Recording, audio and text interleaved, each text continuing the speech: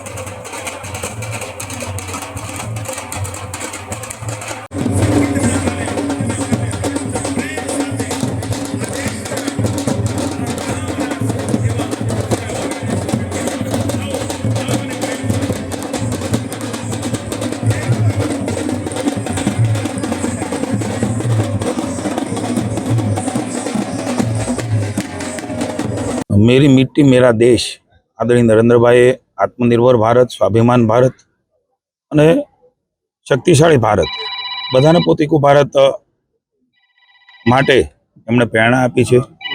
આજે હું માદરે વતન નાના સુરકા શિહોર તાલુકા ભાવનગર જિલ્લામાં જ્યાં મારા વડીલોએ મારા પિતાશ્રીએ મારા દાદાશ્રીએ પસીનો પાડીને ખેતી કરી છે, મજૂરીઓ કરી છે અને ત્યારે જઈને આજે અમે એમના સત્કર્મોના કારણે અહીંયા બેઠા છીએ। મારી પાર્ટી, મારું દેશનું નેતૃત્વ, વડાપ્રધાન નરેન્દ્રભાઈ, આદરણીય નડ્ડાજી, આદરણીય અમિતભાઈ શાહ, માનનીય ભૂપેન્દ્રભાઈ, જગદીશભાઈ અને સમગ્ર ટીમે મને જવાબદારી આપ્યા બાદ સૌપ્રથમવાર માદરે વતન નાના સુરકાની માટીની સુગંધ લેવા અને એમને પગે લાગી અને આશીર્વાદ લેવા માટે હું આવ્યો છું। મને આનંદ છે કે સૌ ગ્રામજનોએ, અમારા શહેર પ્રમુખ શ્રી, અમારા બેંકના ચેરમેન શ્રી ભાઈ કુમારભાઈ, જગાભાઈ અને સૌ આગેવાનો, અમારા ગામના સૌ વડીલો વિઠ્ઠલભાઈ, બિપિનભાઈ, ભાઈ શ્રી દામજીભાઈ ને સમગ્ર ગ્રામજનોએ એક પહેલી વખત આવતો વિશિષ્ટ રીતે સામૂહિકને સ્વાગત કર્યું છે। હું માનું છું કે આ સામૂહિકને સ્વાગત એ મને મળેલી જવાબદારી વહન કરવા માટે થઈને આશીર્વાદ છે, કારણ કે કોઈ પણ પદ એ જવાબદારી છે, એ વધારે વિનમ્ર અને વધારે જવાબદારીપૂર્વક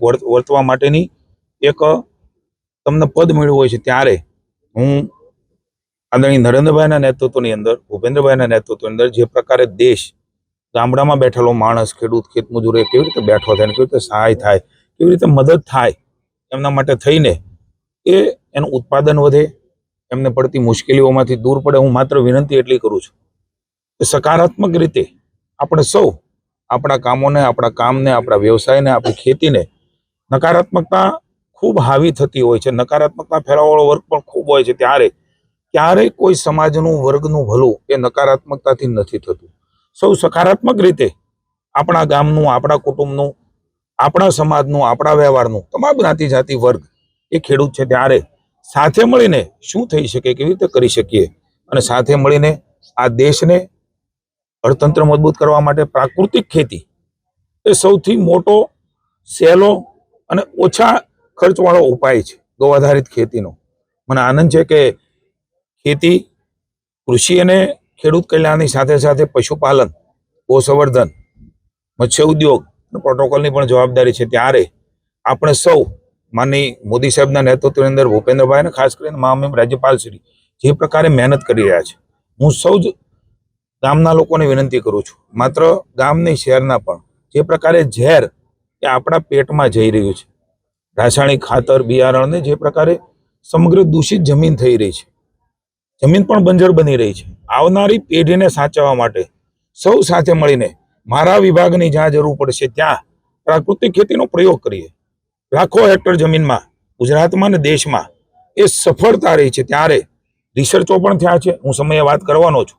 આ રિસર્ચના આધારે દાવા સાથે કહું છું, નથી ખેતીને નુકસાન, નથી એના ઉત્પાદનને નુકસાન, ઉલટાનું જીવન તંદુરસ્ત બને, સ્વસ્થ બને અને આમદની પણ વધારે મળે એ પ્રકારનું ઉત્પાદનની ક્ષમતા એ પ્રાકૃતિક ખેતીમાં રહેલી છે. ત્યારે એની તરફ આપણે આગળ વધીએ અને સૌ સાથે મળીને આપણા દેશનો, રાજ્યનો, ગામનો વિકાસ કરવા માટે સહયોગી બને. મારા ગામે મારું સન્માન કર્યું છે, આપે સૌ જોયું એ પ્રમાણે. કારણ કે ગામ હતું એટલે હું બધું જ ભૂલી ગયો છું, કારણ કે મારું બાળપણ અહીંયા આવ્યું છે, મારા ફાધર અહીંયા ભેળા છે.